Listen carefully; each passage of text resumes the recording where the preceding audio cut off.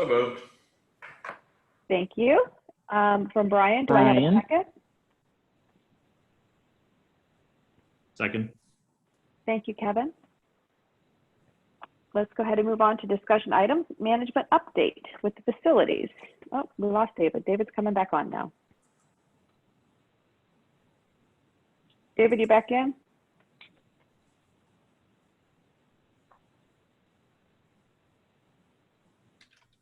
David, you back in? I'm back in. I had to change. There you go. Changing. Okay, very good. Thank you. Okay. So on that note, let's go ahead and move back to facilities. Can we provide an update on what's going on with the facilities? Well, Nikki sent out a Parks and Recreation report through the 22nd of July. I don't know if Nikki's on this call. I didn't see her. But if you didn't, she had the highest number. Okay, go ahead, Nikki. Take it away. Good morning, everyone. So in regards to the report I sent last night, I provided the pool attendance, the highest numbers that we had for the past 2 weeks.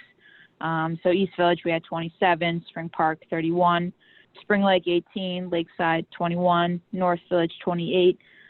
Just with the team members, they didn't report any additional concerns in regards to the attendance, cleaning, or the at-risk hours.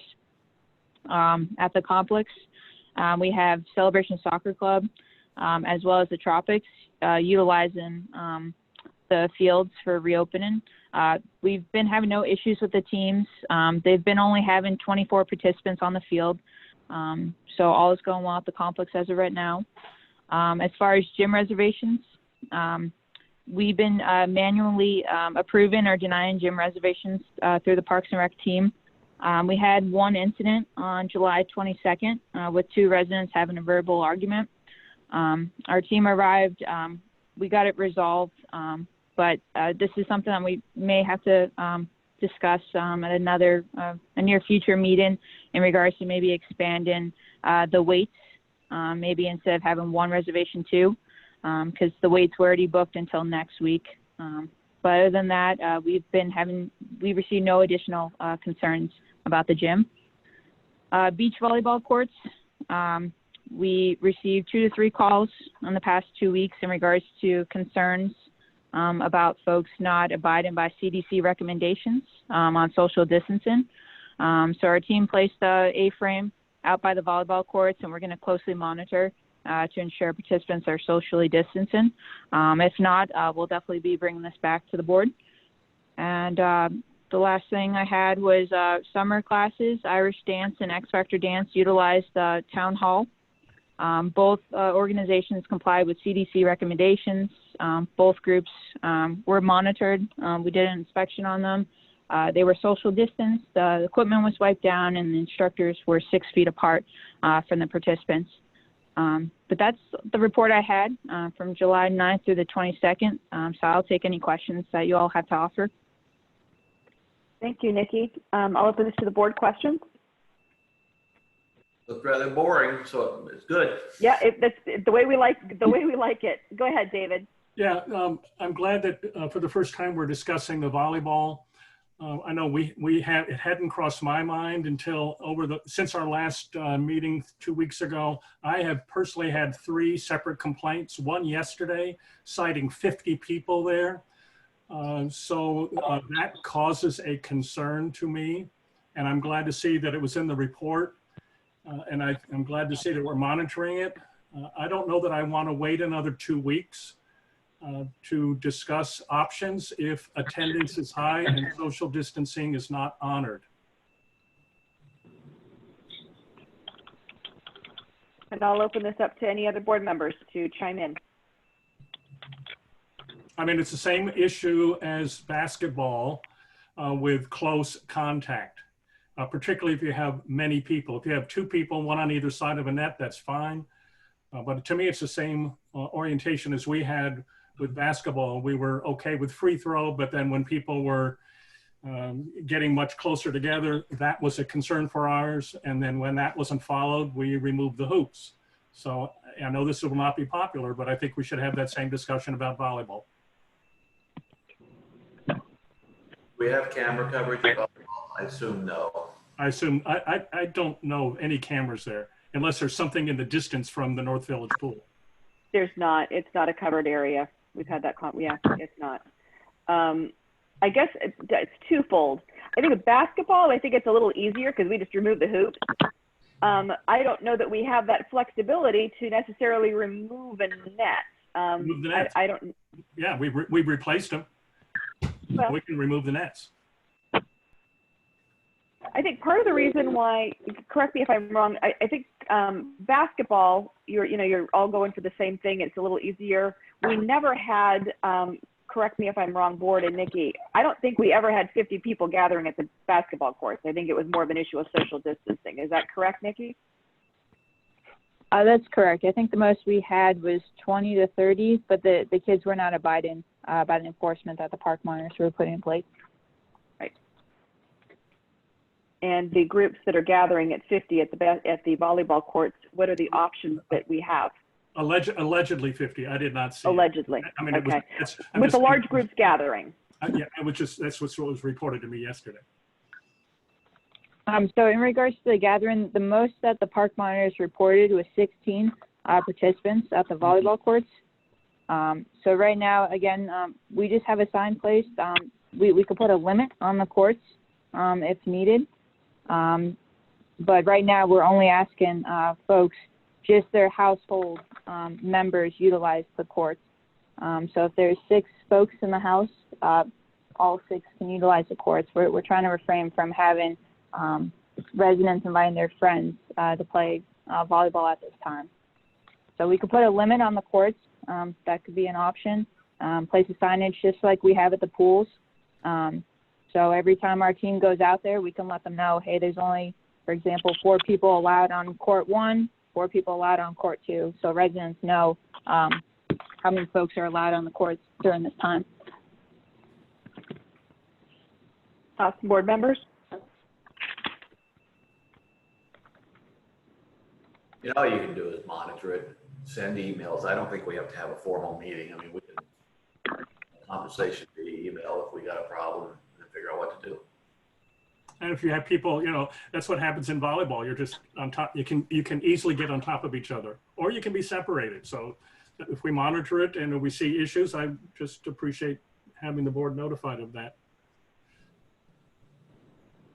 I'm good with just keeping us in the loop. Suggestions from the board?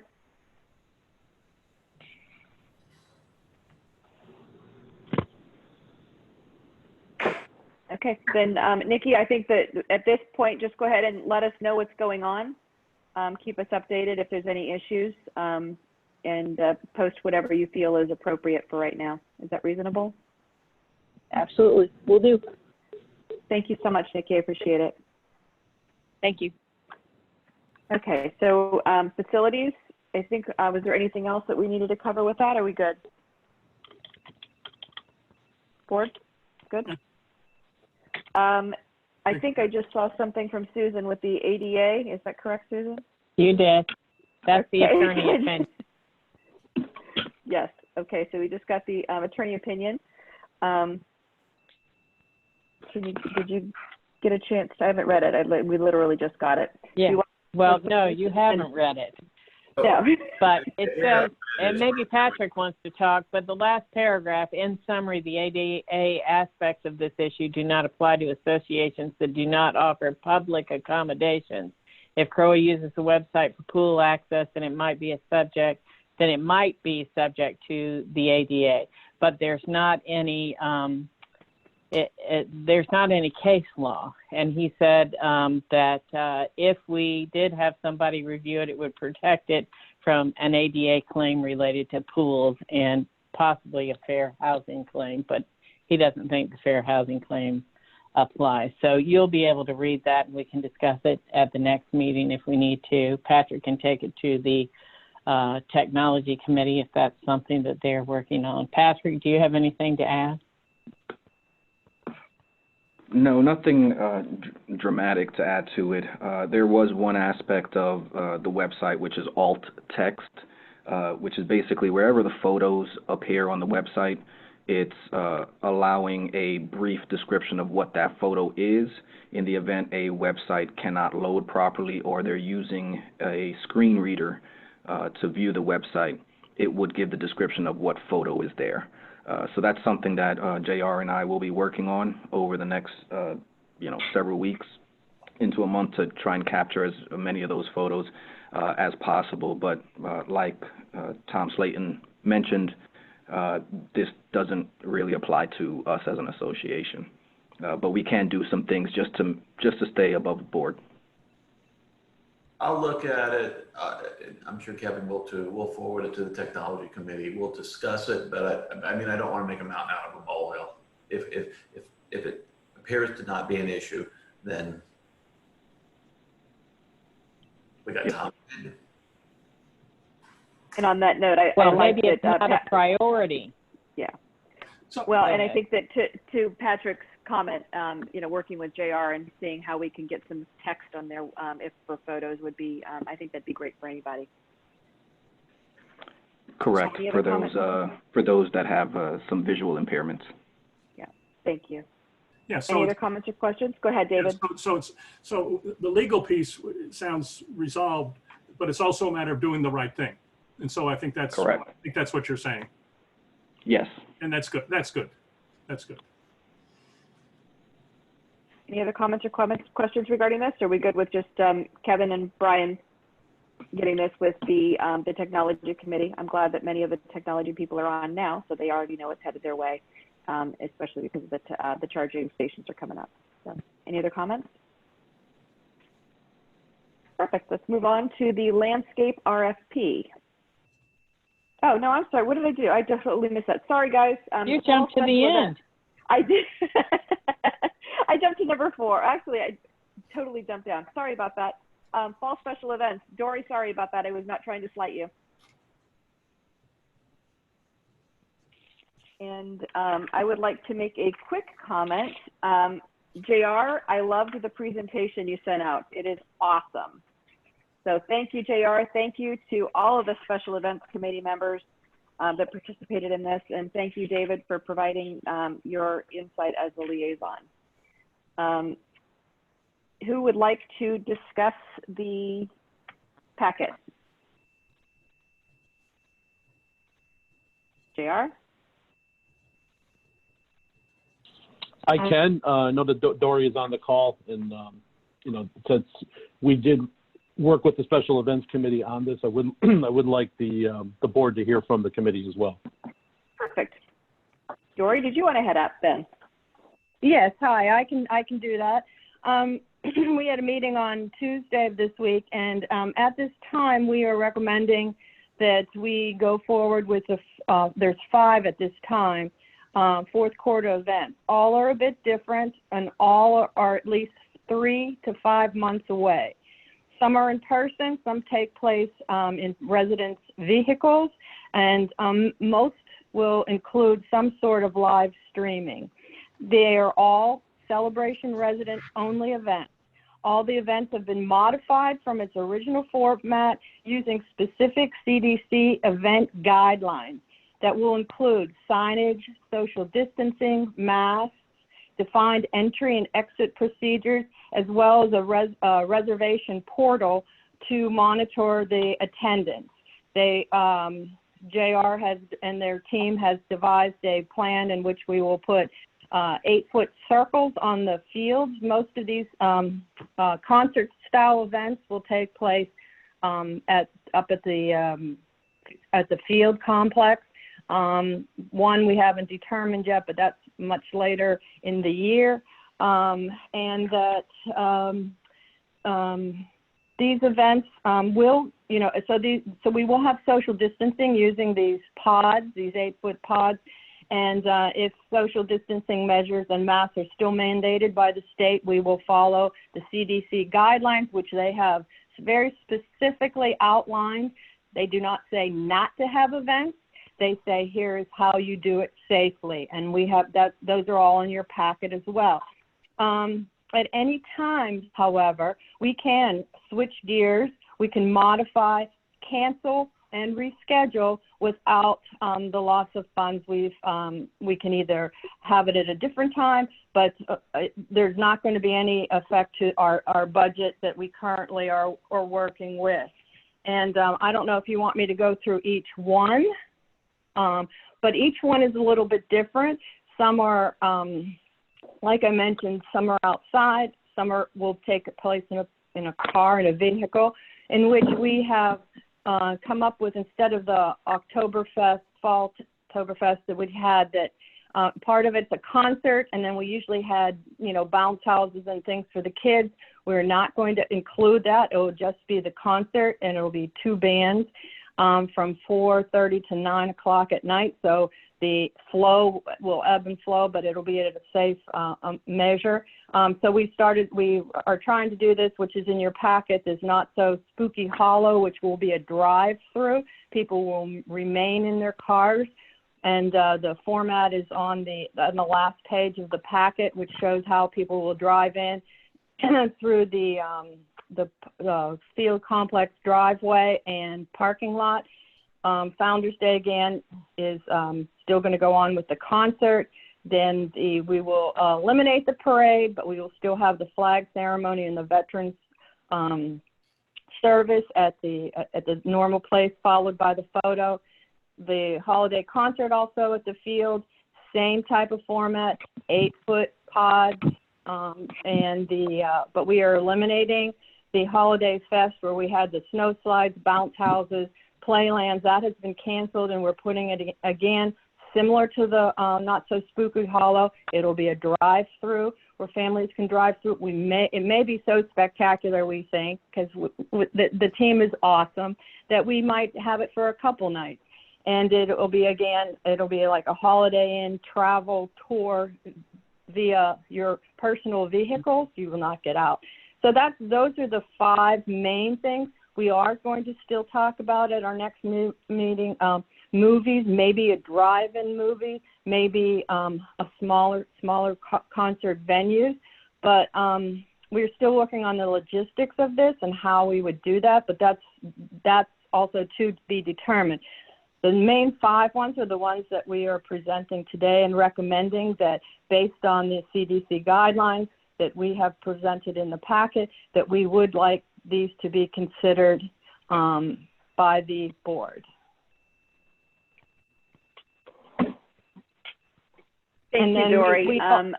Go ahead. We also, and I don't know if this is an appropriate time to bring this up, but we did talk about the door-to-door trick-or-treating, and that the committee really unanimously would like to make the recommendation, or voted and agreed that to make the recommendation to the board that perhaps the door-to-door trick-or-treating for the safety of our county and community residents be canceled this year, and that we are very proactive in getting signs at both entrances and perhaps up at the water tower, that by September 1st that there will not be trick-or-treating. But again, that's the board decision, and I know the county is also talking about it with the board and the CDD. So, but I just thought I'd throw that in there. And that's basically all I have at this time. Thank you, Dory. A quick comment. There was one request, and I think there are some people that are on the phone too. Patrick, if you could just quickly kind of pop up some of the different highlights so everybody can kind of see what we're talking about. There was and all these packets are available online for all residents. So it's easy enough to access to, and it's in the agenda. You just click on the blue. I think a couple of highlights. We have the Falltoberfest, which is October 10th. We have, oh, there we go, perfect. We have Falltoberfest. We have the October 10th is the Falltoberfest. Again, masks required. And then following, I think it's awesome how well you guys closely followed the CDC guidelines on having these. Not So Spooky Halloween, or Hallow. We don't have a specific date for that, is that correct? But you're talking about possibly doing it for a couple of days? That will probably be only one night at this time, but that's still to be determined. And yes, the date, well, we're trying to coordinate to see if downtown is still having theirs. We don't want it on the same day to conflict with them, with Lexington. So we're just trying to fine tune that date. It will be prior to Halloween, I will tell you that, but I'm not sure how many days prior to. Thank you. Founders Day weekend is November 13th and 14th. The concert would occur on that Friday, the 13th. The veteran ceremony will take place, I'm assuming, that Saturday, that Saturday, is that correct? Yes. And then we have the holiday concert, December the 3rd, along with dates to be determined on Holiday Fest and Holiday Lane, correct? Correct. And then the movie nights moving forward. Actually, no, actually, there's not going to be the Holiday Fest. The Holiday tour, land tour, which will is similar to the Not So Spooky Hollow, will replace the Holiday Fest. Because we're not going to have the Holiday Fest. Usually it's the snow slides, the bouncy houses. Sometimes we have mazes and so on and so forth. We are not going to have that this year. We're going to have the Holiday Land vehicle travel tour basically in place of that. Very good. And Patrick, if you could go ahead, I think the most pertinent things for those that want to see it are going to be the diagrams that actually show diagram A, where the stage would be and how the social distancing circle. So that's kind of a representation with what Dory was discussing, the actual pods. And then that would be how we would flow the grass lots, or through the trick-or-treating through the parking lot, the side grass lot D.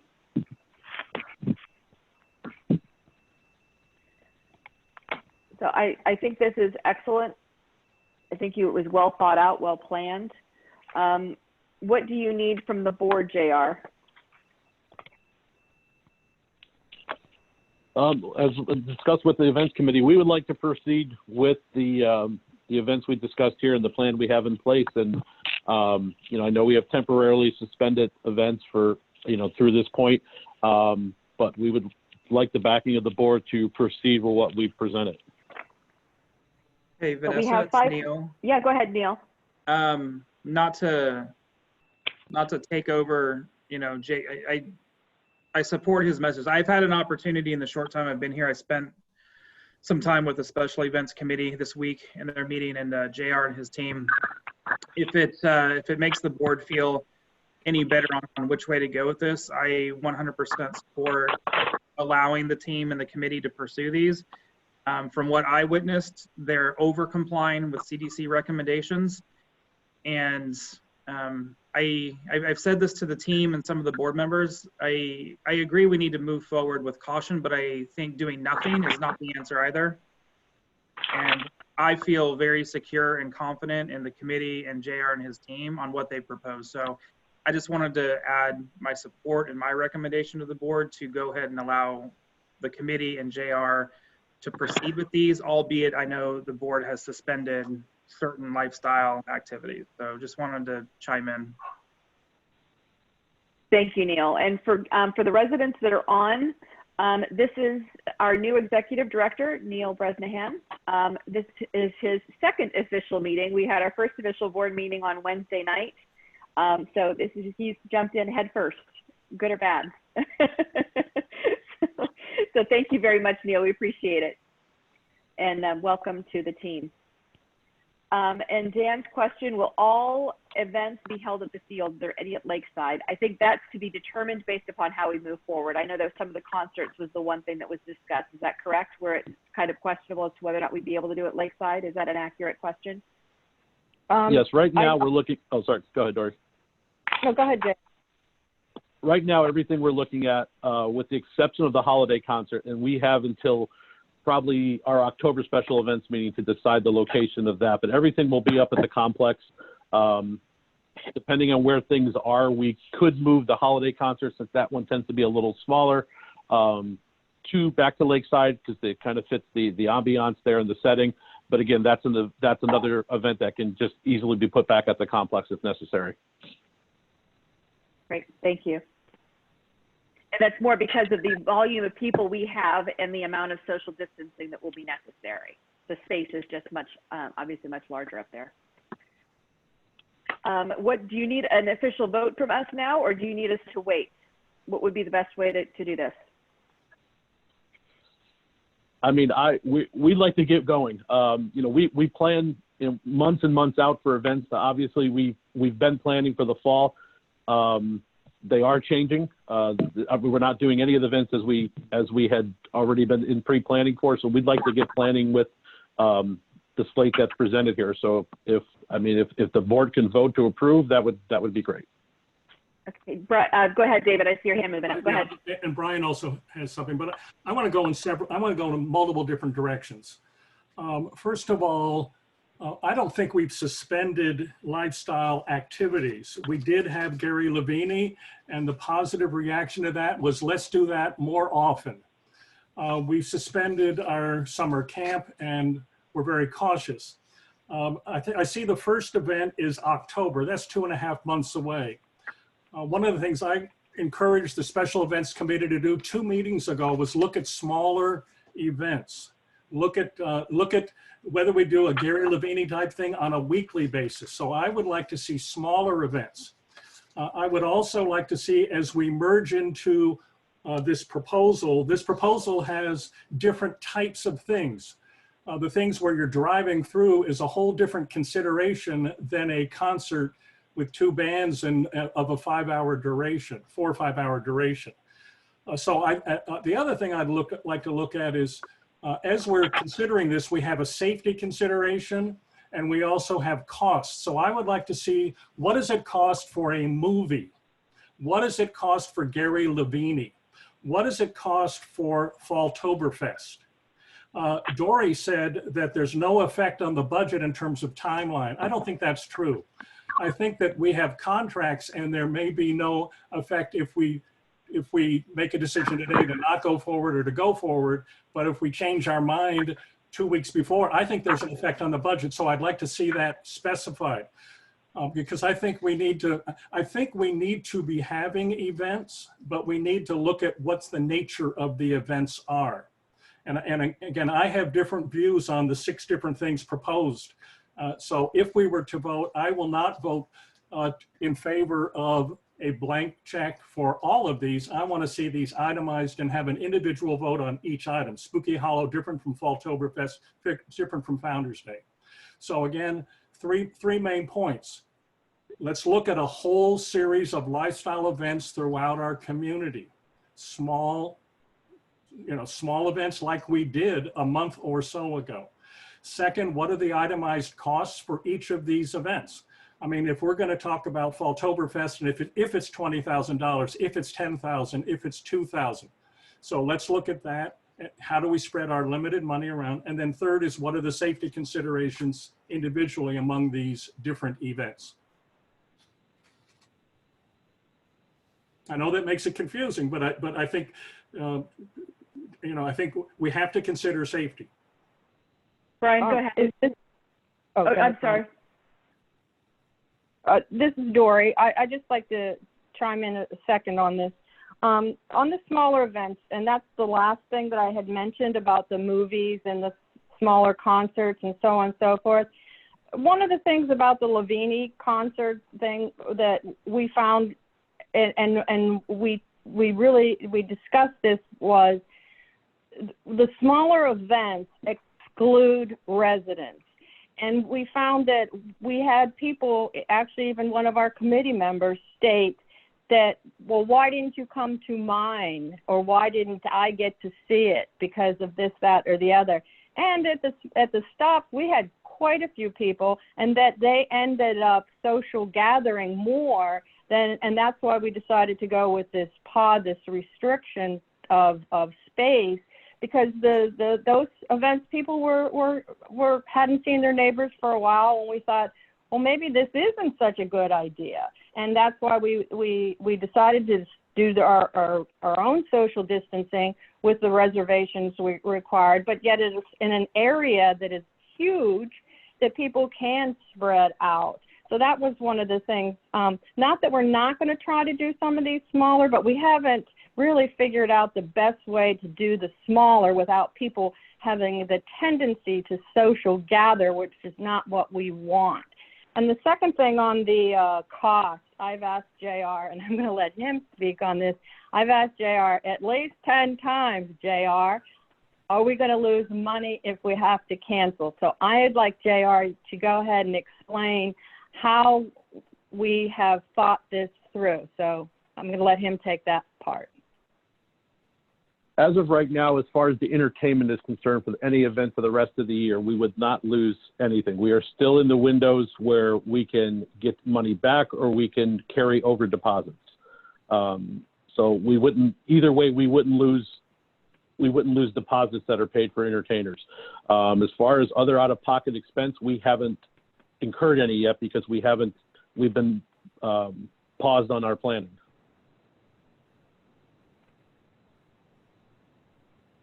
Does that answer your question, David? Or partially? So it's just going to be a matter of what the timeline is in terms of at what point. I mean, we just need to know, is it 6 weeks out? Is it 12 weeks out? I mean, we had that discussion with fireworks. So how is that differential on these, you know, at what point?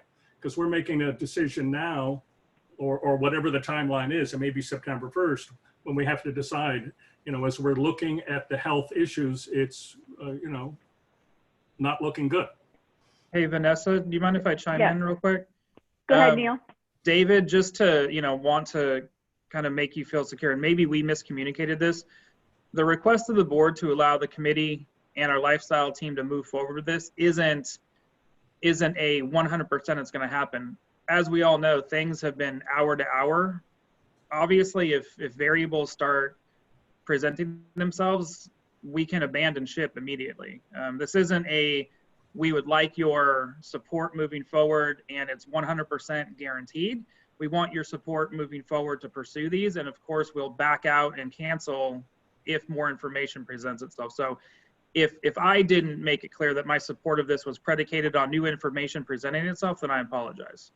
And then what's the timeline that we have to make a decision? Because we have to project, you know, because, you know, we don't want to put out a lot of money that we would lose. And we have to project, you know, what things are going to look like on the dates of, you know, October 10th or November 13th. And then that's where I default to JR on the relationship and the timelines of not losing money on these.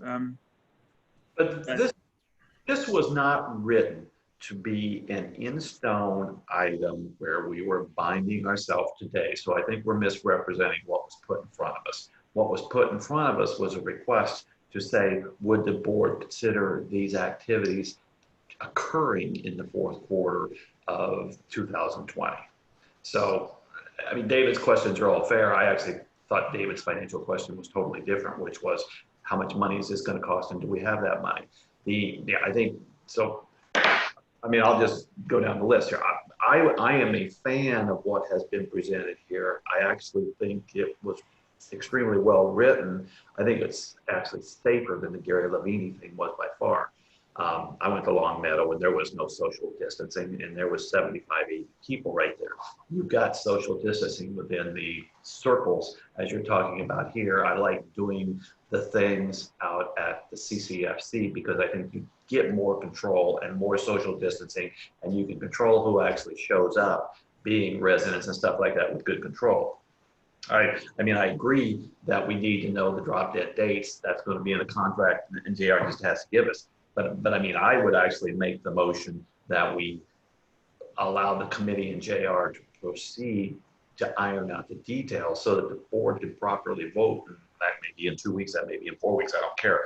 But I think what I'm hearing is, do we think these ideas are nuts or are they something that is worth actually considering? We're certainly seeing emails and I'm hearing things about, guys, we all know COVID, and gals, we all know COVID is out there, but can we at least consider doing things? I think this is well written from the perspective of both safety and everything. I like the CCFC because what I don't see in here, especially, Lexington does their downtown thing at Halloween. Is that going to occur? It's not our event, and we can't control it. So maybe we say CROA equals CCFC and Lexington equals town center, and at least people can complain to the right people. I don't know what they're going to do. Lexington does their event from Thanksgiving to Christmas. I don't know if they're going to do that this year or not, and how they would control that. On something like Halloween, I've heard and read that we're going to want to cancel door to door. I would actually like to see us get more proactive in working with the county to see if we can put sheriff's deputies on certain roads. And we'll pay for them I'd be happy for CROA to pay for a deputy to sit out there and check IDs, and you can't get in here unless you got a celebration idea for one evening. Because at my house, we get thousands of people, and social distancing is not impractical, it's impossible. So, I think, so to me, I like what the committee put together here. I think it's logical. I think we need to give them I would like them to take their next meeting and flush out the questions that David asked, the very fair questions, and then come back to us with a final proposal for a vote. I know we have the money in the budget because we haven't spent any money this year. So even if, and JR has been very responsible in the past, but even if he went nuts, he couldn't spend what's in the budget. Obviously, cancellations is something entertainers are thinking about. Obviously, we need to get as close as we can because we have no clue if there's going to be an explosion in the fall or not. I mean, that's just a risk, and it's like this year. But I think the 5 days makes sense. I worry about things where we confuse them with downtown events almost to the point where I'd like to be able to say CROA has its events here as we think through COVID. And, if it's a downtown event, then let's CCD and Lexington go through their details, and let's not put ourselves in a position where we have zero control. So I'd like it to be, this is our events, and here's how we're controlling safety with our events. And here's CCD and Lexington Town Center and those parties, and they have a communication control issue they think through. Thank you, Brian. I appreciate that.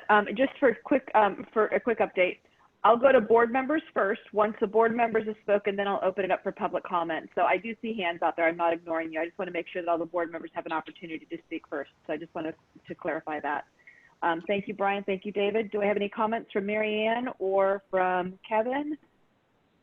This is Mary Ann. Can you hear me okay? You're good.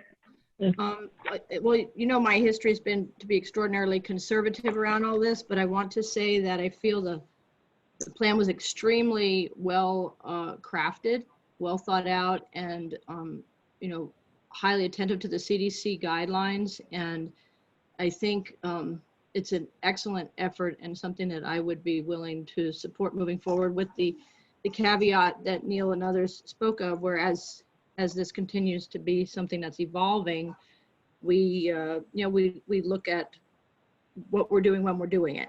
But I think I'm very supportive of this plan. I think it is very well prepared and well thought out. And that's all I have to say. Thank you, Mary Ann. Kevin, did you have any comments? Well, I'm going to echo and say thank you for the thought out plan. But I'm actually surprisingly probably going to lean more towards David's side right now.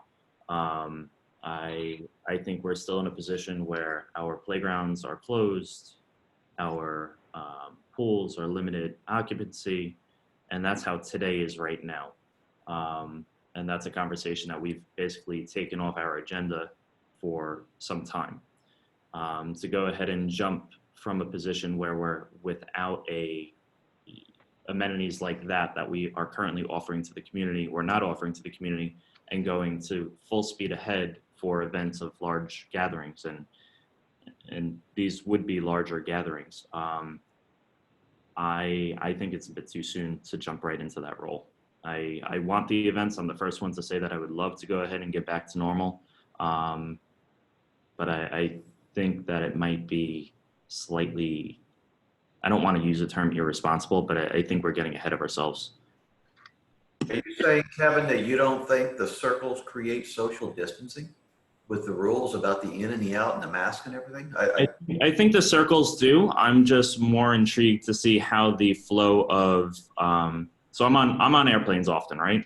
So we have the requirement of separating middle seats. when you land to ensure, hey, please go ahead and stand up, allow the people in front of you to go ahead and depart first. Once they leave, then you leave. So I'm not saying that our residents would not be respectful of the rules. I'm intrigued to see how we go ahead and get somebody out of that circle in an orderly fashion by maintaining that distancing. Then I think we ought to challenge the committee with coming back and telling us how they would do it. Because when I read, the question is a fair question, but what I read was they were actually going to have entrance lanes, exit lanes, and control it by circle. And maybe Dury or JR can jump in here, but that's how I had, because I hadn't read it as, I mean, I counted the circles. So we would have at the CCFC for the concerts, we'd have 280 to 300 people with the circles and the 6 people per circle, the way they talked about ignoring kids. So if you did that, you've got to have a process to get that many people in, that many people out. When I think about Disney, when I think about Universal and that, they're doing it today with everything. So I thought that we were talking about a control environment like that. Dury or JR, would you please speak then? I'll go first. This is Dory. Yes, if you read through the brochure that we, or the packet that we gave you, the CDC is pretty much requiring you have social distancing or masks. And I spoke to a doctor this week and I asked him specifically, is this so? And he said, yes. And actually social distancing, he said, is better. But if you can do both, that's even better. But he said either one does work. When people come in, you'll check their IDs at one check-in point. Then you will go, and then it'll disperse into a large area. Then you'll go to a specific entry point, which the one concert's 5 hours. Not everyone is going to come for the first one, but people will come throughout the day. And then once they enter with their masks, they will walk in aisles outside of the pods. They will not walk through the pods. They will walk outside of the pods like in the restaurant. And their circle pod is like their table. When they get to their pod/table, they're not going to have a table. They bring their own chairs and tables if they wish. Then they can take their masks off if they bring food or whatnot, and they sit there. And when they get out of their pod, like getting out of your table at a restaurant, you put your mask on, you walk to the restrooms, you exit, and so on and so forth. So there is a tremendous amount of social distancing with this. So it is very similar like a restaurant, I would have to say. And then the final concert, again, isn't until December, which is 5 months away. A lot can change and a lot can happen where we may not be wearing masks. We may not have to social distance anymore. And then that's why we're not going to plan anything for that specific event until we get closer to that time, until October. We'll make that decision. And JR, go ahead if you have any other comments. Yeah, Brian, just to add, we would have a dedicated entry and a dedicated exit, people coming in. And then when the performances were over, since it would be spread over 2 fields, one field would exit via the concrete pathway and the other would exit to the rear. The nets would be dropped between the fields, so it would allow easier access and not everybody having to funnel in one direction. Okay, so that is kind of how I read it. And I'm trying to be specific to Kevin's point here. Because I mean, I have been to Disney Springs, I haven't been to Disney or Universal, but I've read about it and stuff like that. So I thought we were talking about having a control process like that. I'm assuming we would have staff or somebody, cops or whatever we would choose to do, that would actually control that the flows were respected, and we would have regular announcements and all that wonderful junk about this is the way the process is going to work. So that is why I had voiced support earlier. And we will have staff on hand. Yes. And again, excuse my ignorance. I mean, I think I'm on week 2, day 10. You had shared with me that yourself and Amber and some of Parks and Rec, you guys actually went out and you did this, you kind of replicated ingress, egress, what it was going to look like. And it might be in the report and I might just be fatigued, but these plans and these recommendations weren't just kind of pie in the sky. Our team did go out. They physically walked the grounds. They physically tried to replicate what it might look like and how it would feel. So again, I'm probably beating a dead horse. From sitting with the committee and the team, I know they vetted this. So albeit I have my own levels of insecurities with things, the questions are good questions. They're responsible questions. Again, I have to reiterate, the team, the committee, they really have kind of exhausted all of the objections in a good way, not in a flippant way. So sorry, JR, you can go ahead. No, Neil's right. I mean, we went up, we put some pods down, we measured to try to get some idea of what things would look like, how we would set up walkways, how we would set up exits, entryways. Brian, back to your question, we would have staff on hand. Announcements would be made, before, in between shows, following the show. And we'll have enough staff there, and we're hoping that residents would, be understanding and cooperate, and we don't have any reason to think they wouldn't. I mean, people are looking to get back out there, and so we're hoping that they would appreciate the opportunity to get back out there and would follow the guidelines that are set. And just for the sake of the public who hasn't read the document, you would reserve these online. So it's not going to be first come, first serve. We got 5,000 people showing up for a 300 capacity. You actually got to reserve it online. You would check to make sure they had a reservation before you let them in. And Correct. everything would still be available virtually for those unable to attend. Correct, JR? Yes, to answer Brian's question first, yes, everything would have to be done through a reservation. When the pods are gone, they're gone. I mean, I know it's not the greatest thing to do, but we don't want to turn people away, but that's the easiest way for us to control the crowd. It's the easiest way to control the flow in. And to your question, Vanessa, yes, we will, for the concerts, we will actually broadcast them either through the Celebration Lifestyle YouTube page or through the Town Hall Facebook page. We'll live stream them for those who can't make it or are not comfortable coming out, can still see the performance. So two other follow-ups. Go ahead. Two other follow-ups. I read the schematic as a schematic and not to scale. So what is the actual number capacity? What are we talking about? What's the maximum when you do all that? Brian has said 250 or 300. Is that the case, or is it more?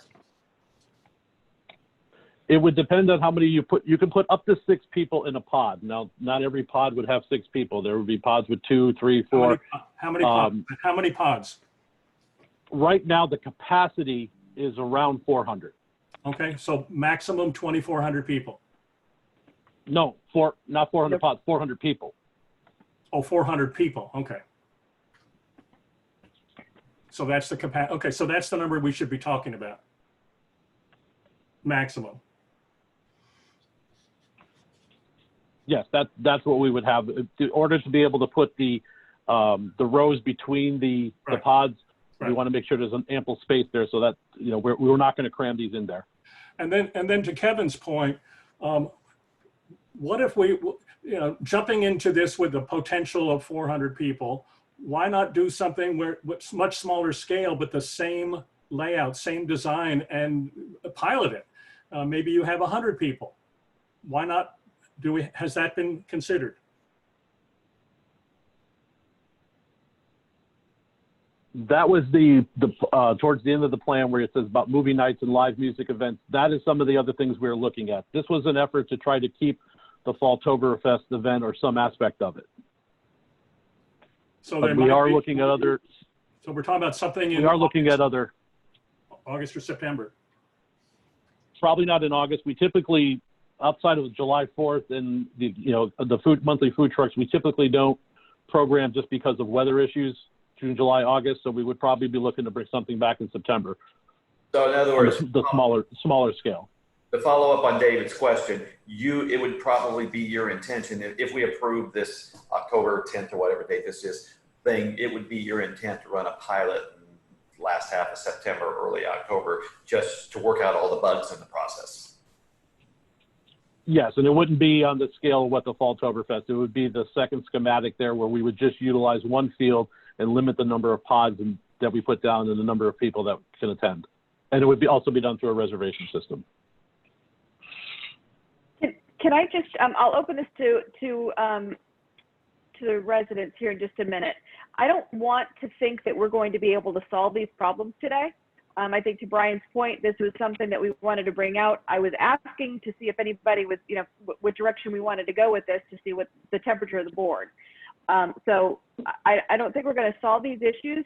I think it's going to have to go back. I think there are some events that are on here that I think are no-brainers, right? You're not even getting out of your car. I think that's pretty easy. So yeah. I think there are some of the events that are on here that I think are easy wins to get residents out and feeling part of a community again in a safe way. Before I open it up for residents, is there any other board comments with regards to this before opening it up? Jerry, you've been very patient. Go ahead, please. Want me now? Gerald Barr. Yeah, hi. Gerald Barr, 1138 Mosaic Drive. For those who have not heard me before, I am a critical care specialist. I've been on an Ebola team. I've been director of an intensive care unit. I would shut all these things down, except maybe the cars immediately, for the following reasons. Number one, so this is a scientific thing, my comments, and they are unemotional. One, we have flu season in the fall. It's going to be concurrent with COVID. So if you think you have a problem with COVID now, wait till you have flu concurrently. Number two, I pray every day that we'll have some drugs and a vaccine and whatnot sooner rather than later. But I'm also realistic enough to know that that may not be the case. And if we do have that, I think it's even more important that we limit contact of people. Number three, I am for small events. I went to the Gary Levine thing. I also inspected all of the facilities in Celebration, including the athletic fields and multiple other small venues. And I think if you socially distance there, it's very easy to park. And if you'd have one or two smaller events or two venues, and every 2 or 3 weeks you'd go to some different neighborhoods and you live streamed, it would be very safe. Are we a science experiment? Do we want to put 200, 300, or 400 people together and hope that it is not deleterious? Also, I inspected the athletic fields, and we are not Disney World. We don't have unlimited space to park cars. And how have you thought about how long it will take to safely park the cars, line them up, and then when the people leave, how long it will take for them to leave? Let me see if I have anything else I wanted to say. Oh, yes. I'm sure all of you listen to the TV. There are thousands of new cases of COVID here in Florida every day. There are thousands of hospitalizations. There are hundreds of deaths. And there are many, many people on ventilators. So, one, I am for people getting out and going to events, but I am very negative about any large type of events. And are any other communities doing anything like this? Do we have to be at the forefront? Thank you. Thank you, Jerry. I'll open this up to other board comments or other residents. If you can raise your hand, go ahead. I'll ask for help from my fellow board members too. Any other resident comments? Okay, seeing none. I think it's fair to say that we still need more information. When do we want to revisit this? I think it would be good. Okay, thank you, Dan. Dan G just agreed with Dr. Barr. Thank you, Dan. And Eileen made a comment in there also. I'll go ahead and read really quick. As a member of the committee and a yes on sending the plan to the committee, I'd appreciate the board voicing opinions on the number that can attend. So Eileen, I think that we're still not sure about an exact number. It depends on which board member you ask. So with that, there are a couple of things like we talked about that are easy wins. Perhaps we can vote on those coming up at the next meeting in 2 weeks on August 7th. Board, what are your comfort levels on that? You're talking about like the what's The it called? drive-through, anything that, Hollow? yeah. Yeah, the drive-through. I think there were 2 drive-throughs, Holiday Lane and Spooky Hollow. Yep, I think those are the 2. So anything that can be socially distanced. Go ahead. Yeah. So Brian, go ahead.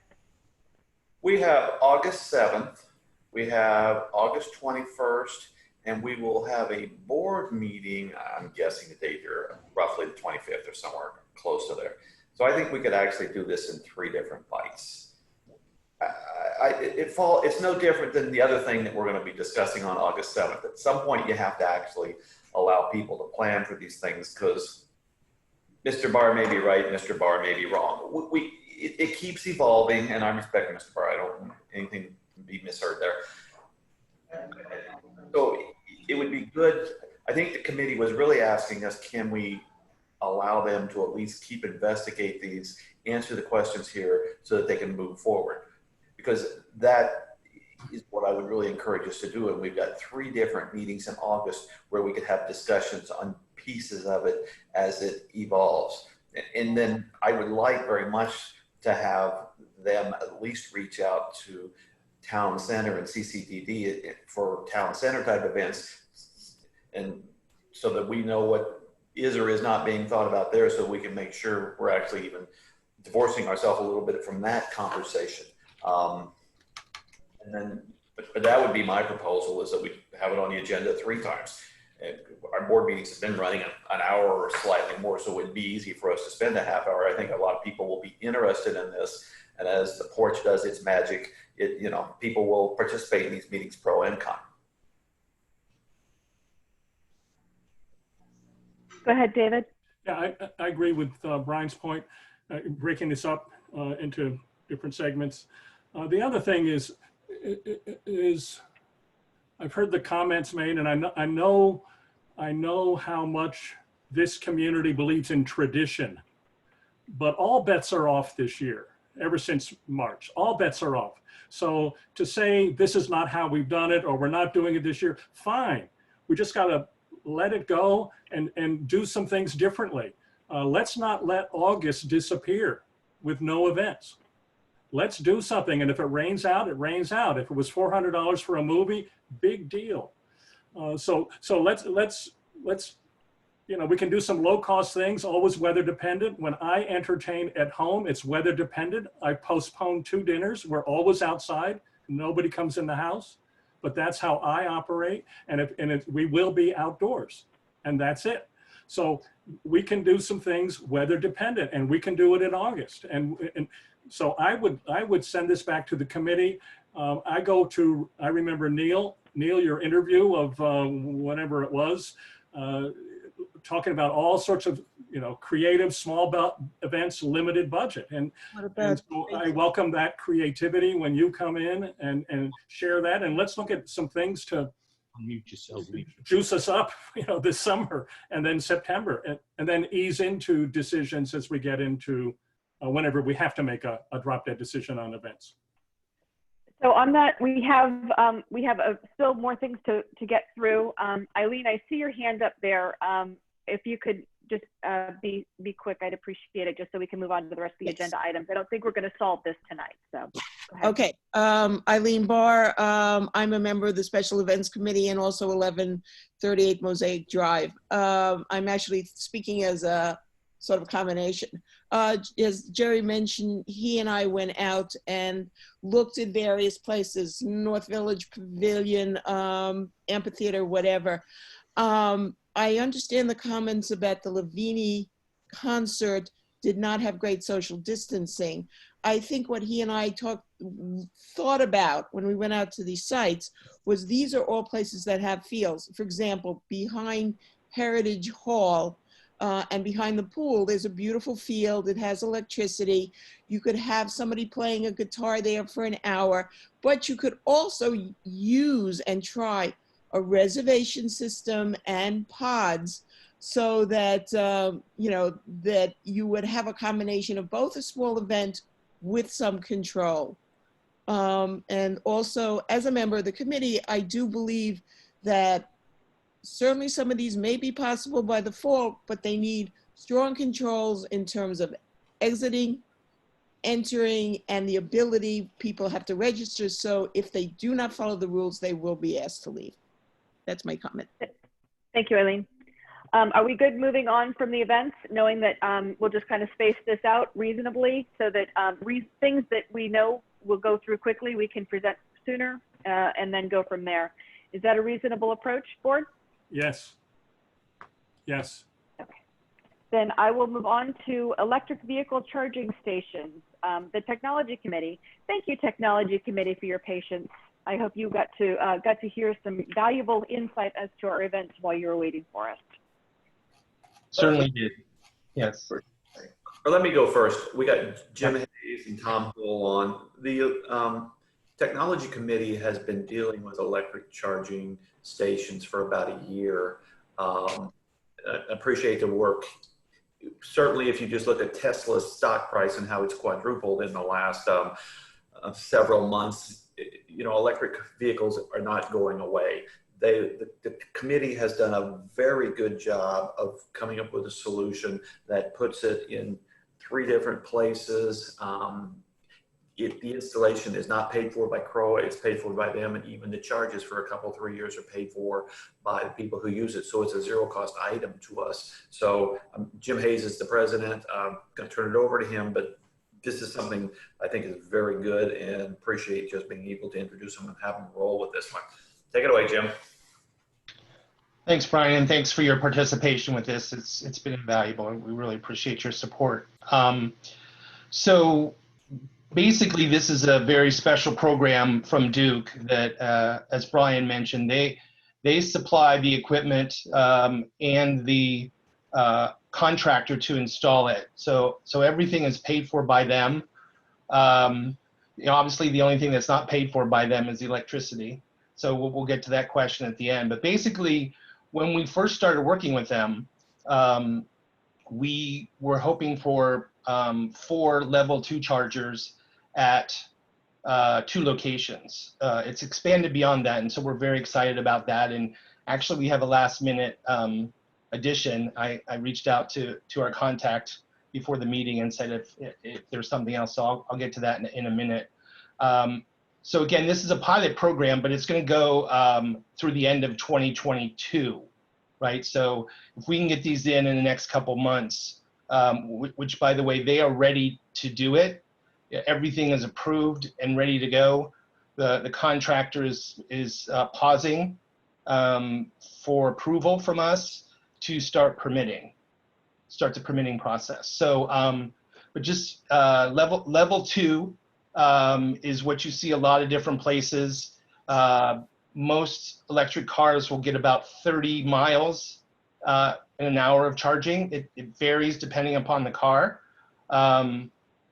And so, you know, they're good for people that are going to stay there for a while, or oftentimes, unlike our internal combustion engine brethren, we don't always, and I drive an electric car, we don't always try to fill up every time we go to one of these places. So sometimes you can just get a few miles. So, and it helps kind of, especially if you aren't driving as much, it helps kind of get you through 3 or 4 days. So those are very good. Now the level 3 chargers really up that game to where most EVs can get about 80%, which is really all you want to charge because you're not going to go below 20 or 10, and you shouldn't charge to 100. So they can do that within an hour, right? So depending upon the car, that number is going to change. but they're basically referred to as fast chargers. They're not quite as fast as Tesla superchargers, but as you guys well know, Tesla superchargers are only for Teslas. So this will work with Teslas, but also other cars as well that can support this higher level. So if we go to the next page, we can talk. Oh, let me just, I'm sorry. Before we go, sorry, that was my bad. Just at the top here, they also, in addition to supplying everything and installing everything, also do the painting for the parking spaces and provide signs as well, saying that only electric vehicles can park there. So they do all that as well. The only thing that we do have to provide is actually the park stop. They will paint them green and put them in the ground. So we do have that. So level 2, level 3, I think we're good on this page. Let's go to the next page. So there's three different locations as we talked about. We gave them these locations hoping for 2 of them. We actually got 3. Let's go from the bottom up just because Lakeside is the more involved one. So at the dog park, we were looking potentially to get 2 level 2 chargers, but we only got 1 because right next to where those are at is a drain, and that doesn't work well with this. So we have 1 there, and so with the level 2, you get 2 ports. So 2 cars can charge at a level 1 charger, level 2 charger. Sorry about that. So that, as it says here, that location supports a total of 2 cars. Same thing at Town Hall. The levels there couldn't support more than 1 level 2 charger. So that will support 2 cars as well. At Lakeside Park, however, there is a lot of capacity. Here it says, and this is what we were agreed on until we heard some additional information this morning, that we would have 2 level 2 chargers. So those each have 2 ports, so that's 4 cars. And a level 3 charger, although it looks like, it actually looks like a gas pump, to be honest with you. It has 2 different connectors on it. Only one of the connectors could be used at any one time. So, so it's for 1 additional car. We just got an email. I shot off to Peter King, who we've been working at Duke Energy, and I said, I'm about to present. Do you have any last minute information for us? And he said, yes. We've actually found out that Lakeside Park can support 2 level 3 chargers, which they're willing to give us. And if you look over at the left-hand side in the green area, you can see kind of the value of those, including the installation. The level 3 chargers are $50,000 a piece. That's including the installation, and the level 2 chargers are about $10,000 a piece installed.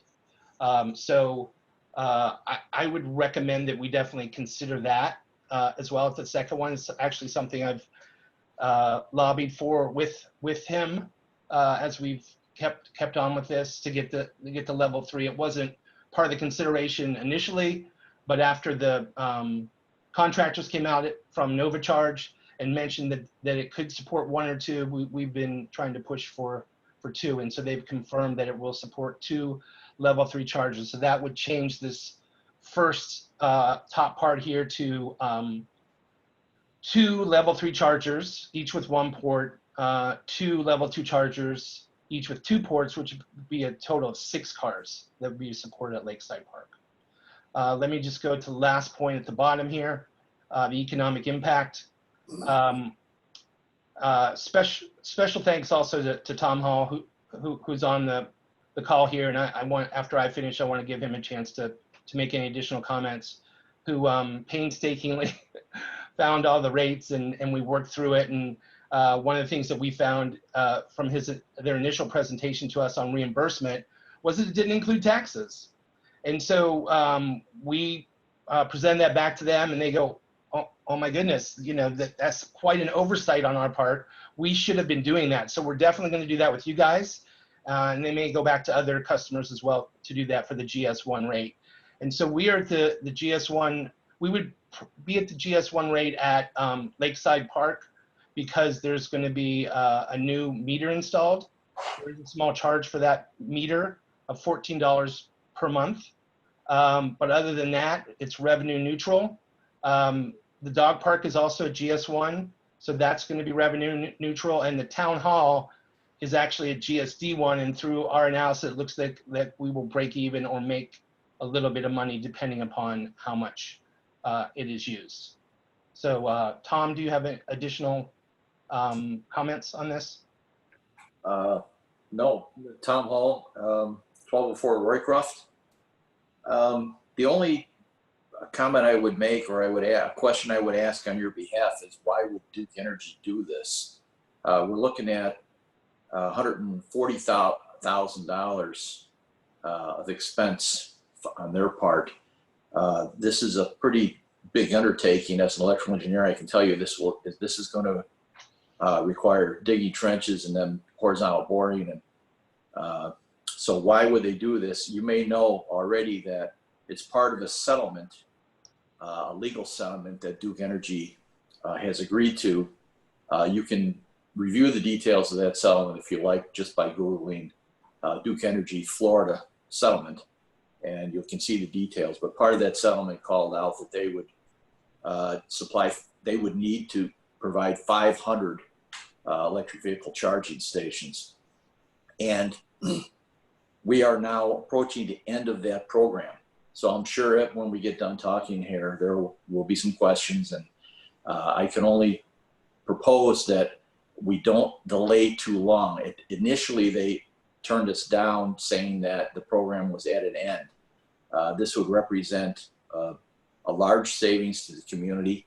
I do not own an electric vehicle. I'm sure many of you do not own electric vehicles, so we don't stand to personally gain.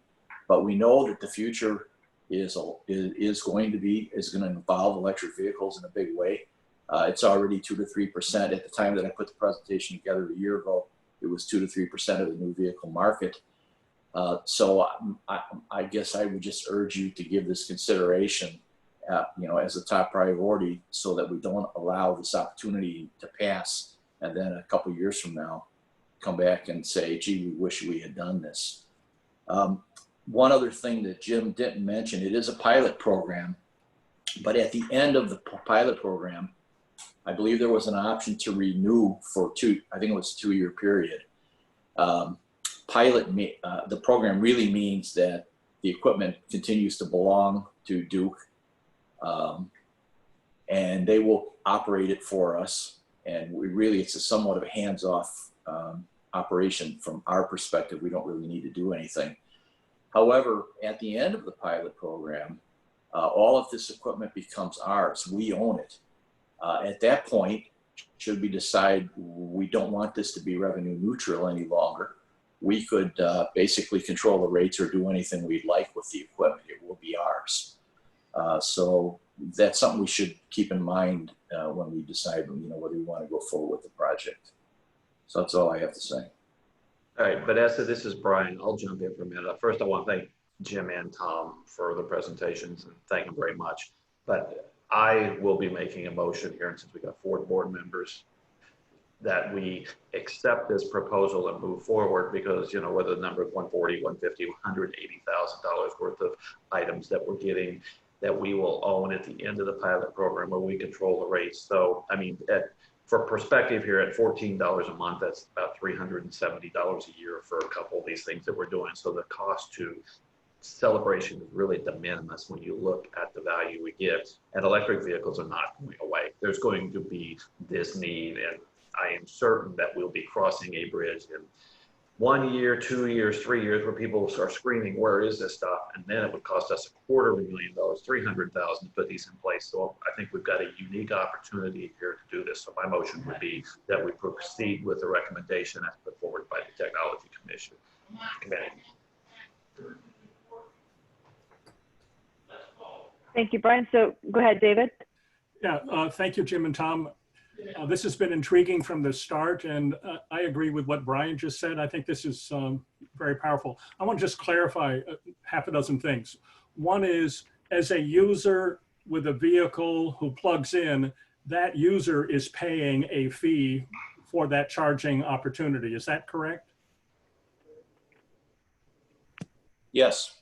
Yeah, because that just wasn't clear in the material. Yeah, so let me elaborate on that. They also, besides partnering with NovaCharge to do the installation, partner with a company called Greenlots.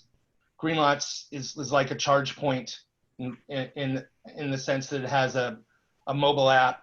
You sign up for it. They charge a convenience fee, Okay. and then they charge the rates, and we get then they send the reimbursement to us.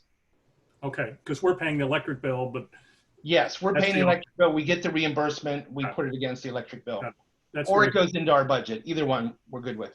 Yeah, that's very helpful. So I saw in the picture on that first slide, there were those concrete or steel posts. I think there were 4 posts around each one. I assume that that's part of the installation that they do? Well, if we do the car parts, you don't need to have those. So it's an either or for that. Oh, okay. Okay. Maintenance over the pilot period of this two years would be on them. So if something's going wrong, they're taking care of that. That's correct. And then the permitting process you mentioned, does that include, and I do not know, I know this is, all of this is our property. So do we need any CDD approval, and do we need any TCC approval? Or is that all part of the? No, we don't. That's why we considered and voted on these particular properties, so that CROA would have total control and ownership of them. Okay. Okay. I do want to answer Dan G, who said Lakeside is resident only, has a limited amount of parking. It is limited, but there is actually a lot at the very end, number one. Number two, we would probably have to make an adjustment to say resident only or people who are charging their electric vehicles. So we would have to do that because it does need to maintain access for that. So why wouldn't they charge it at their own house? Well, with level 2, they probably would. So I have an electric car, so I know these numbers. So if you're below 1,000 kilowatts per month, you probably pay 10 cents per kilowatt. If you're above it, you pay 13.2. The price here is going to be like 14, Tom, what is it, 14.6 plus the convenience fee. So for the level 2, it would be for convenience sake, right? So that you wouldn't have to stay at home with the car. For the level 3, this will actually, with my Tesla, I got a pre-owned and it includes lifetime charging. So I'll always go to the supercharger, but all the Model 3s we have in town, and other people have Model 3s, which there's hundreds of thousands now, they're paying like 24 cents. So this is going to be a bargain to them. It won't be quite as fast as a supercharger, but it will be fast. So, you know, I think that would be similar as well for other people who maybe don't have charging available at home, or like to go to other chargers. And, you know, it's really, I will tell you, when you're going around, when we used to do it last year, going around with your regular business and going to different places, to see an electric charger there that you can park, you can plug in and get some electricity, even if you're paying a little bit for it. It's really convenient and helpful, and makes, you know, that part of it a little bit less complicated. And Jim, also, we should note here that people do park over there when they go to Columbia, or when they go to D'Antonio's or somewhere like that. They can park the car there, plug it in, charge it while they're eating dinner or whatever, and then come back to the car. So so I very much agree that Lakeside is resident only, but I see a lot of residents using it for the convenience factor, going downtown, making downtown more vibrant and stuff like that. So with that, you said for each of these, they have to do a reservation ahead of time? No. So it's just you show up and plug in. Yep. And so then the implication for CROA is, if who does not have an electric car, NEV doesn't count, but the electric car, then if I park there, then I'm taking someone's slot. So the enforcement is really on us to make sure this is for people who are really charging their electric car. Is that correct? It is, but unlike the parking that's supposed to be for electrical cars, this is backed by a statute of the state. So that's what that sign. If you zoom in on the sign on the first page, you'll see that. So that's there. Kind of is it the same sort of thing as a handicap slot? I think so. Tom, do you have any? I don't have any more information on that. No, Though. I can't. You have, I can't we have answer to that. look at But that. it's a statute-driven reserved space for that. Okay. Correct. Okay, that's helpful to know. Hey, Thank you. Thomas, I think you're the right person, or maybe Jim. If you look at Mary Ann's question there, is there a projected amount for maintenance of the equipment on an annual basis once we take it over? Do you have any idea? No, we haven't really looked into that. And at the end of the program, of course, we do have the option of taking them out also. They will be ours. Yeah, my guess, because ChargePoint does this, my guess is that Greenlots might offer us some sort of maintenance or Nova Charge. But it's a great point, Brian. We'll reach out to Nova Charge and see what they can give us at this point. So we are decision in 2 years. So really quick, because we have a quorum right now, and Mary Ann has to drop off. Brian, you made a motion, kind of, but nobody seconded it. So I'll second Brian's. Restate your motion for me, Brian. Okay, my motion is that we authorize the technology committee to proceed with the implementation of this plan that they have given us. Our fail-safe is the annual cost is too darn high in 2 years, 3 years. We could always take them out, but we probably will find something we like. So I'm saying proceed. And I'll second that, but I would like management to also weigh in, which doesn't mean today, but to look at any implications for management. So unless they have objections, I would just like to hear management weigh in terms of any implications for them. But I do second your motion, Brian. So hey, Vanessa, it's Neil. I mean, I think more so I'd like to hear from Patrick, but if we're serious about pursuing our pillars, and clearly technology is one of them, and the technology committee recently created, and this is the type of product they're putting forward. If I'm speaking on behalf of management, I 100% support the board pursuing this and, kind of not checking a box per se, but taking the leadership from technology committee and advancing our technology position. It should be noted, Patrick has been part of this process from the very beginning. Has been dealt all with it. Deeply involved and great help. And also comment about a month ago, Patrick briefed the dog park committee because that was one of the locations. So, and I was part of that, and that was a good presentation. So I really applaud Jim and Tom and the whole committee. So thank you for bringing this and helping to start to fill one of our pillars. Call the vote. Yep. So Mary Ann, are you still on there? Yes, I am. Thank you. So, I'm hanging on there.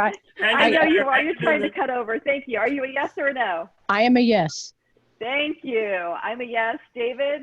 Yes, absolutely yes. Brian? I'm a yes. Okay, and Kevin's off. So you have the blessing of the board to go forward. Thank you. Thank you very much. Jim, will you send an email to the technology committee and everybody and tell them it's good to go and about today's meeting then? Yes, I will. And also we're going to reach back. Duke is patiently waiting for this meeting to happen to go forward. So let them know we appreciate their efforts and their research. And this was you guys have been working on this for a little bit of time now. So it's really exciting to see it come to fruition. Exactly. And bringing us closer to being more technology savvy in our community. Glad to do it, and we look forward to other future proposals and to present to you guys. And we look forward to those future proposals. Thank you, Tom. Thank you. And before moving on to the next agenda item, Celia, you have been so patient. I did not call on you during the technology because I know yours is not related to technology. So please go ahead. Can you hear me? Yes, you're good. Go ahead. Okay, I know I have nothing to do with technology, but this goes back to the events for the fall. and it was mentioned about the community picture that they have after the veterans ceremony. How did they plan on social distancing, everybody? There was so much discussion on social distancing at the field complex, and which is out in the open, and everybody's going to be spaced apart, and it can go up to 400 people, where I don't even think we've ever really had, other than 4th of July and Christmas, 400 people at one event at a concert, even in town. How are they going to social distance people for the community picture? I think that's a fair question. What I'll do, because we are moving on, but I want to make sure that that question is acknowledged. And I'm going to ask the Special Events Committee and JR to please, as we're going forward with planning these events, could you please address specifically how we can safely take our community photo with social distancing? So, okay, I just want you to know, want you to know, I'm not complaining or against the community picture or against anything that the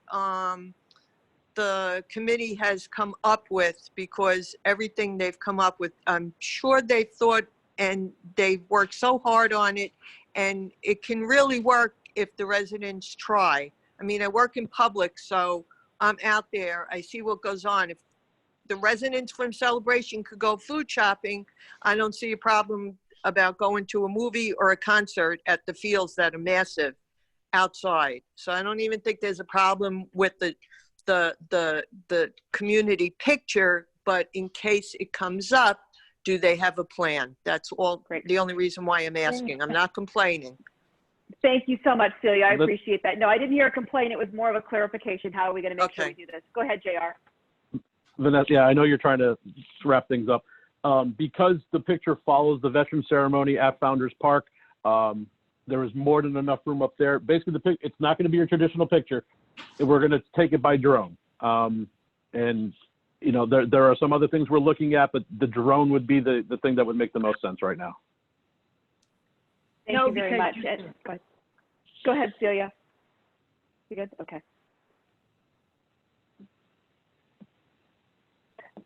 I think we're good. Okay. So we'll figure that out then. I'll leave that to the rest of the committee and to JR to figure out the best way of handling that situation. So thank you all. Let's move on to the landscape RFP.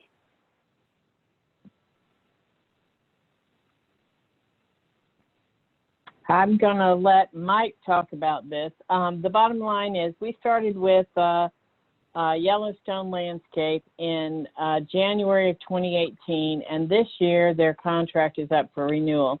It took them about a year, maybe a year and a half, to correct the challenges that we had for non-performance with our prior landscape. And so at this point in time, we've got a new operations manager. We've got a great project manager for Yellowstone, and we either have to decide in the next, I would say definitely by mid-August, do we want to go out to bid? Do we want to extend the contract? Yellowstone has absolutely said they would extend the contract for 1 year at the current rates. So Mike, I'm going to let you take it from here.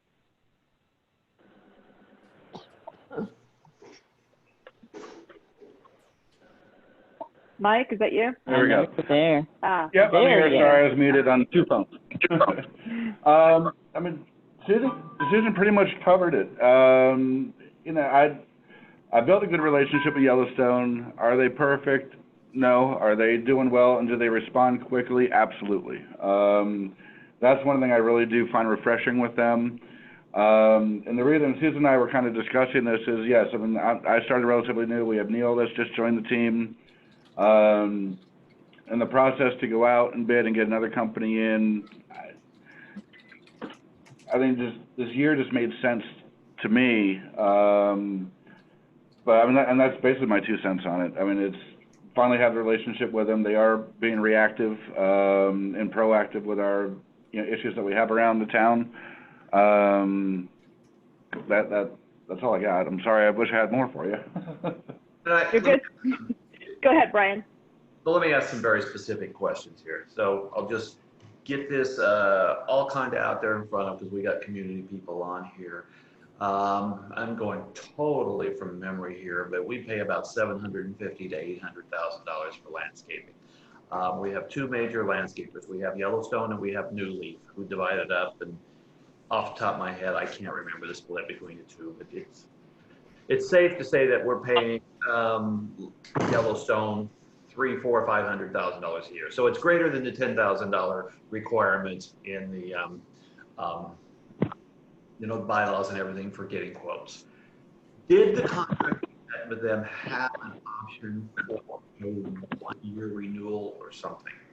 So are we within the scope of the contract? Are we doing something that's legal or not legal? I'm trying to be very specific here. I think Yellowstone has done a good job. We had all kinds of issues with Davy, so it's never as simple as we're paying one guy $450, someone else just quoted $175,000. Look at all this money we saved, and it cost us hundreds of thousands of dollars, and the place looks like hell. So this it's different, but I think for perspective, we need to provide color. I will check the contract, and Mike, if you know, but most of our contracts do have renewal clauses in them. But I will check the contract after this meeting. So Vanessa, my thought would be is that we ought to come back to this. I'd like to find, I think it's such a big a number that the final approval actually ought to be done at the August board meeting if we choose to go that way. And if we choose to get quotes, then Susan's right, we got to decide very quick, because I think it runs out at December 31st. They've done a great job. I would like to hear management or any other board member if they want to argue against that, but then we really need to look carefully at how we do this and present it properly for the community. So it seems like we've done a good job, and the contract would help us there. So I'll open it up to the rest of the board also. I will let you know, I was actually on the board when we had Davy Tree. And it was painful, the whole process was, because they weren't meeting Scoop, they weren't doing what they were supposed to be doing, and yet we were still hesitant to switch over because it's such a huge commitment to move over. I think in this particular situation, I think that Yellowstone, especially with Mike now being on now, Yellowstone's trying to do their best. They're working together. If Mike has a good relationship with them and thinks that he can get them to rise even more to the scope of the project, then I'm totally good with doing it. But I agree with Brian. We definitely need to make sure it gets voted on officially at a board meeting. David? Yeah, I also agree with Brian on that. As you're looking at the contract, checking whether it allows for a renewal for 1 year, or does it allow for a renewal for more than 1 year? Or if we do renew for 1 year, you did a 5. What does that mean? Up to 5 more years? No, it has a renewal period to renew for 2 additional 1-year extensions. Cost shall remain fixed and firm for the duration. Okay, that was my question. So there can be 2 1-year renewals, or maybe 1 2-year renewal. So no, it says 2 1-year extensions. 2 1-year extensions. So we could do a 1 year, and then a year from now do another 1 year. The reason I'm putting that out there is a year from now we'll be having discussions about the RFP. So just, it would be challenging to be having that discussion and then trying to renegotiate a landscape contract at the same time. That would just be my caution. So, I've been very pleased with what they've done, and I've been pleased with Todd's So and you're Mike's gonna assessment. not go to RFP because it's a lot of trouble? Huh? What was, someone's talking in. Someone's not muted. You're out of order. Someone's Sorry. not muted. So I know we're going to be dealing with the RFP next year. It's just a matter of 2 big decisions in 1 year versus 1. That's the point. But we're not. The point is, if we're doing well, we have the option to renew 2 more 1-year terms. Yeah. Okay. Any other board comments? I just want to confirm, this Go is ahead. Mary Ann, and, Yep. and it's the renewals are price fixed at the original year 1 rate. That's an important point. That's a very important point. And I have another question. I probably should know the answer to this, but I have to admit that I do not. Is there a bid cycle, like you, after 3 years, you go out to market again? Do we have that for the landscaping service, or not? Or it's just kind of as needed? Well, I think just for our Davey was with us Go ahead. many years. Go ahead. Yeah, I was going to say, I think per contract, we have to renegotiate it at the end of this week. You know, we're termed out after 2 more years. We have to renegotiate the contract. I was speaking more of internal policy and procedure, but yeah, because you can't, when the renewals are over, they're over. But I was kind of thinking bigger picture. For example, we go every 3 years to bid on audit company at my corporation. I just didn't know if there was a common practice in that, or if you just when the current one ends, the renewals end, if you go. Either is fine, just as long as there's a logic to it. But that fixed price is a very important factor in consideration. Hey, Marianne, I'm not fluent enough yet with Celebration's governing documents and its charter, at least from memory. But industry best practices is your management team and the board of directors should be reviewing any service contract every 2 to 3 years. That doesn't mean full RFP, but it just as your duty of care to your homeowners and your the residents, every 2 to 3 years to at least look into it is just good business practices. Plus that helps you as directors maintain, secure your liability insurance, that you are following and doing what's best for the corporation. So as far as I'm aware, there's no specific rule that you must actually go full RFP process, as long as you're consistently looking at your contracts. Go ahead, Brian. I don't know of any rule either, but I think what's missing here is a recommendation, and I know that wasn't the point of today's meeting, but what we really need is a recommendation from management about do they recommend that we renew with Yellowstone for another year? And if yes, why? And is the price reasonable in this COVID world? And what are the pros and cons of it? I mean, I would love to charge management to come back to us at the August board meeting with a recommendation to either accept a 1-year renewal or to go out for bid, and how would they do that process? But I'd like to put this one back on management and come back. And I'm willing to renew, but I'd like them to come back and say, this is why you should renew now. And I would agree with that. And I'm not sure, I know we have the Yellowstone contract ending. How about the other one? And what's the timeline on that? It runs the same. Okay, so we need to have a recommendation that covers both landscapers, and if we want to keep it this way, or if we want to do some change up, or do RFP. So the recommendation forthcoming. And Brian and David, I have opinions. It's premature for me to speak on it right now without consulting with the leadership team, because it's their relationships. It's them that have kind of nurtured this as we're in year 3. So I think next month, or at least in the next workshop, I'd be more than happy to contribute a little bit more with respect to the landscape RFPs. I think we got quite a bit on the next agenda. I know Vanessa's going to go there in a minute, but whether at the latest at the board meeting, we could give this more time at a board meeting, because we've been having quick board meetings. And I agree. Yes, let's deal with new leads. Let's actually talk about how this would affect our budget. We ought to be able to get a pretty decent in advance write-up that we can have a meaningful conversation on. Is that fair, Vanessa? Yes, I agree. David, you good with that? Yeah, and I think, at the board meeting, and that would be timely, because if we decide not to go forward, then we need to do RFP. And I'm glad we're talking about this in July, because we have plenty of time to work through the process if we need to. Great, and thank you for your thumbs up on that one, Neil. And Marianne, you good with that? I am. Thank you. Very good. Then let's go ahead and move on. Mike, you and Neil get together and figure out what direction you want to head from there then. Thank you so much. Move on to future board workshops.